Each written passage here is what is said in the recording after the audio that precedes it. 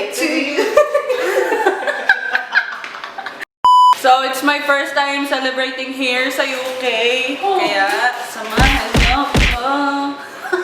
Hindi, it's not giving. It's my first time celebrating here sa UK. Kaya, let me show you the preparation. Nag-start na kami yesterday. And here are some clips. Ang awkward!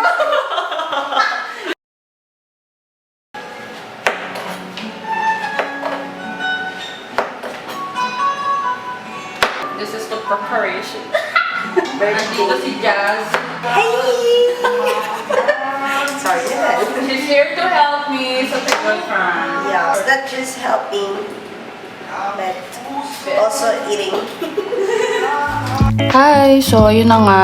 So, nag-decide kami na mag-prepare pa lang ng mga lulutuin a day before the birthday nga. Kasi nga, feeling ko baka magahol kami sa oras. Ayan, buti na lang. Nandito si Jazz. Ayan, isa sa mga friend ko dito sa UK. Diyos ko, kapitbahay ko lang yan. Parang 2 minutes walk lang yung layo niyan sa bahay ko. Kaya, ayan, naging 1 call away tuloy siya. So, we're making Boston cream cake here. So, this is actually my second time doing this. Tapos nung first time kasi is birthday nun ng asawa ko. Tapos nagustuhan ng mga bisita. So, why not make it again? Diba? Hindi siya super tamis, guys. Nakita ko lang din siya somewhere from TikTok. I can share it to you guys or I don't know, mag-make na lang ako ng tutorial nan. Maybe. Maybe no, maybe yes. Nag-grocery pa niyan si Jeff. Balak niya kasi sana niyang mag-leche flan. Kaso naisip namin na wag na lang ituloy. Kasi ang daming nakalagay sa sa oven. Ang dami namin niluluto sa oven like yung lechong kawali. Medyo matagal kasi siya, diba? Yun yung gagamitin kasi namin for lechong paksiw. Tapos kung steamer naman, maliit lang kasi yung steamer na nabili namin. Kaya wag na lang. So ayan, hapon na ata to. And may progress naman na we're also making mang inasal. Yung isa nagutom na. Oh, di ba? Di ba ganun yun? Pag nagluluto ka ng handa mo, nagugutom ka talaga. Tapos parang wala kayong time kumain ng actual meal. You get what I mean? So, yun. 10:51 na. This is what we have now. Ayan. Chongkawali. Ayan, ito yung Boston cream cake na ginawa ko. And, ayan, mga few things. Ito, inasal, nakababad na. Tapos, ito yung naka-miss and plus na kanina. Ayan. Para bukas, luto na lang ng luto. So today, tinutuloy na namin yung preparation. Medyo marami pang need lutuin. Ang gulo. Bakit ngayon ka lang dumating?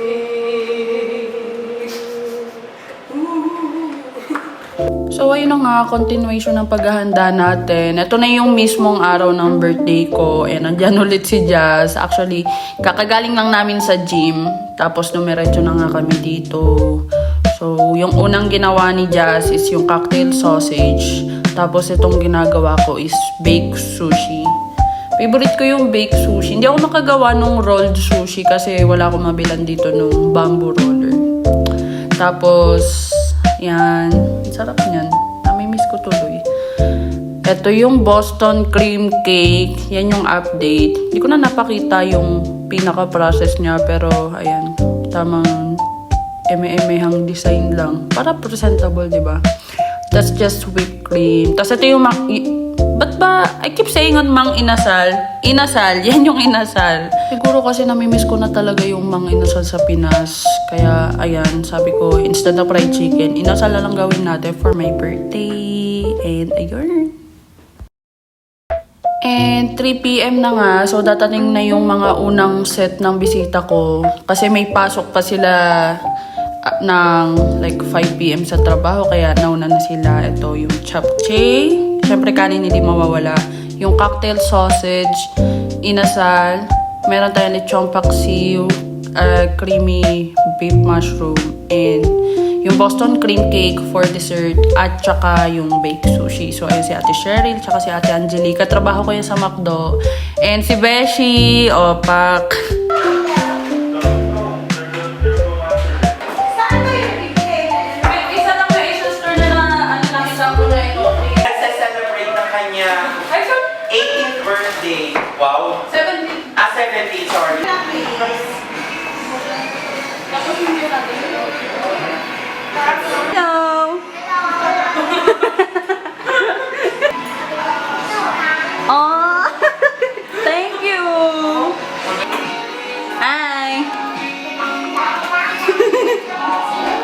At ayan na nga, nagdatingan na nga yung iba pang bisita.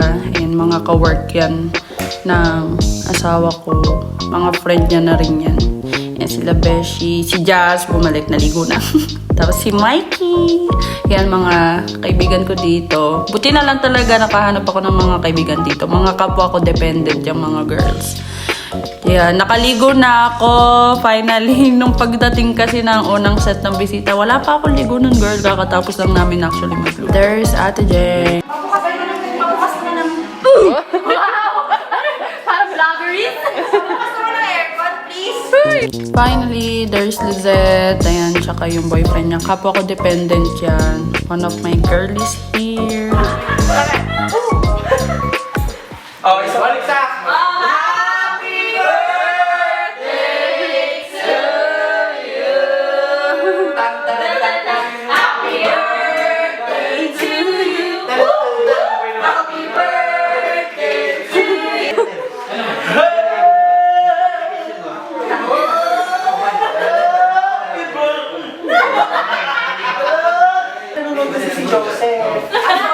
Joseph, okay lang. Joseph! Joseph! Okay lang. Hindi ko okay lang naman kung hindi naman. Sasabihin ko sa kanilang wala, magpapatutog. Nanonood si Joseph. Okay lang ba, Seth? Okay lang. May parang labas naman sa ilo. Ayun, I'm just so happy lang kasi I got to celebrate my birthday with mga kababayan natin at kahit inaantok yung isa dyan. Charot. Pero I'm so happy lang na nagkaroon kami ng mga friend na Pinoy dito. Hindi kami nahirapan ganong mag-adjust, of course. And nakawala rin siya ng homesick. So, very thankful ako sa inyo, guys. I love you all. Kuha ka, pre. Kuha ka na, pare.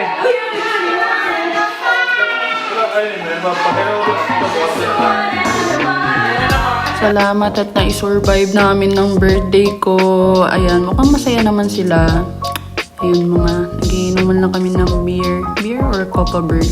Parang mga less alcohol drink lang naman yan. Parang happy-happy lang. Walang magmamaoy, day. Char. Ayun, pero thank you sa mga pumunta talaga. I love you. Fast forward to September 7, we decided to have a photo shoot as celebration to my 25th birthday. Syempre, midlife yan. Kaya, I need to have this photo shoot as a Virgo. Char.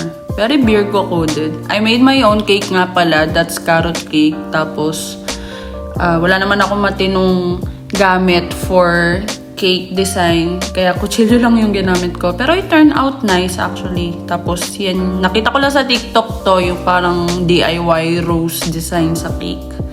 Ang cute lang. I love it so much. Tapos, ayan, sinet-up lang namin yung table. Tapos, bumili ako ng balloons. 25. Ang cute. Tapos, yung Dior. Ang ganda nung touch niya dyan.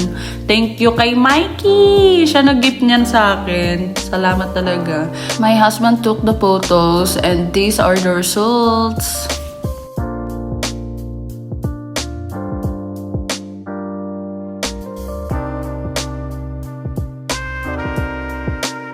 And that's how I celebrated my 25th birthday. Thank you for watching.